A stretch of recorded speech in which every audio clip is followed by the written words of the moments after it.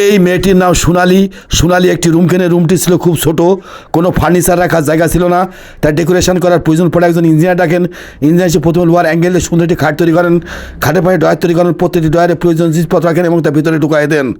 তারপরে ইঞ্জিনিয়ার খাটের উপর কোমল বিছানা বিছিয়ে দেন, ঘরের মাঝখান দিয়ে পার্টিশান দিয়ে দেন। তারপরে ইঞ্জিনিয়ার একটি বক্স তৈরি করেন, বক্সের দুই পাশে নিত্য প্রয়োজনীয় জিনিসপত্র রাখেন, বক্সের নিচেই মোবাইল চার্জ দেওয়ারও ব্যবস্থা করে দেন।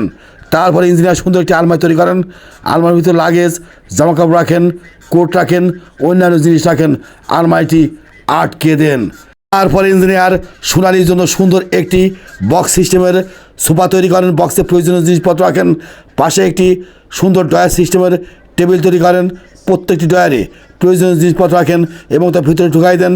টেবিল উপর ল্যাপটপ রাখেন যাতে সোনালি ল্যাপটপে কাজ করতে পারে।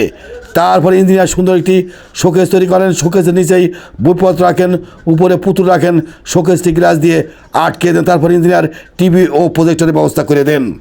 টাকা না মাকে বেশি ভালোবাসেন? যদি মাকে বেশি ভালোবাসেন কর্মবাসী লিখে দেন। আইলাম দয়া করে চ্যানেলটিকে সাবস্ক্রাইব করুন এবং বেল আইকনে চাপ দিন।